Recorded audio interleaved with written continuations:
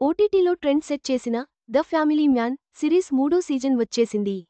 4 ఏళ్ల గ్యాప్ తర్వాత వచ్చిన ఈ సీజన్ అమెజాన్ ప్రైమ్లో స్ట్రీమింగ్ అవుతోంది. ఈశాన్య భారతం నేపథ్యంలో సాగే శ్రీకాంత్ తివారీ కొత్త అడ్వెంచర్స్ ఎలా ఉన్నాయో, తొలి 2 సీజన్లని మించి మెప్పించిందా లేదా చూద్దాం. ఓటీటీలో ట్రెండ్ సెట్ చేసిన వెబ్ సిరీస్లో ద ఫ్యామిలీ మ్యాన్ ఒకటి. దర్శకద్వయం రాజ్, డీకే తీసిన ఈ సిరీస్ తొలి సీజన్ 2019లో రిలీజై సూపర్ హిట్ కాగా 2021లో రెండో సీజన్ వచ్చింది. ఇందులో సమంత విలన్గా చేస్తే దీనికి మంచి రెస్పాన్స్ వచ్చింది.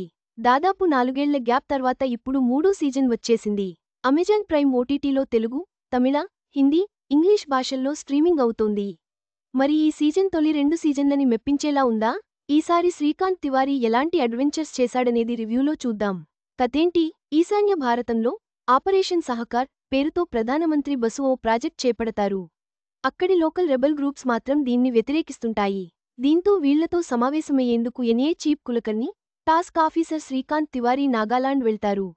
కాని అనూహ్య పరిస్థితుల్లో కులకర్ణిని బడా డ్రగ్ డీలర్ రుక్మా, అతడి రెబల్ గ్రూప్, దారిలో కాపుకాసి దారుణంగా చంపేస్తుంది. ఈ ప్రమాదం నుంచి శ్రీకాంత్ తివారీ తీవ్రగాయాలతో బయటపడతాడు. కానీ కులకర్ణి మృతికి ఇతడే ప్రధాన అనుమానితుడు అవుతాడు. ఇన్నాళ్లు పనిచేసిన వ్యక్తులే తనని టార్గెట్ చేయడంతో శ్రీకాంత్, ఫ్యామిలీతో పాటు తప్పించుకుని పారిపోతాడు. తర్వాత ఏమైంది? ఇంతకీ మీరా ఎవరు? ద్వారక్ అనే ఎన్ఆర్ఐతో ప్రధానమంత్రి బసు చేసుకున్న ఆయుధాల డీల్కి, కులకర్ణి చావుకి సంబంధమేంటి? భారత్, మయన్మార్ సరిహద్దుల్లోని ఫీనిక్స్ గ్రామాల సంగతేంటి? అనేదే మిగతా స్టోరీ. ఎలా ఉందంటే, ద ఫ్యామిలీ మ్యాన్ సిరీస్ పేరు చెప్పగానే కామెడీ, క్రేజీ యాక్షన్ గుర్తొస్తుంది. తొలి season Mumbai, Delhi backdrop స్టోరీతో జరగ్గా, రెండో సీజన్ చెన్నై, శ్రీలంకలో జరిగింది. మూడో సీజన్కి వచ్చేసరికి మొత్తం సెటప్ మారిపోయింది. ఈశాన్య భారతంలో కథంతా నడిచింది. భారత్, మయన్మార్ సరిహద్దుల్లోని ఉద్రిక్త పరిస్థితులు, అక్కడ రెబల్ గ్రూప్స్తో కేంద్ర ప్రభుత్వానికి వస్తున్న ఇబ్బందులు, పాకిస్తాన్, మయన్మార్తో కలిసి భారత్పై చైనా చేస్తున్న కుట్రలు. ఇలా ఒకటేమిటి చాలా విషయాల్ని 3వ సీజన్లో చూపించారు.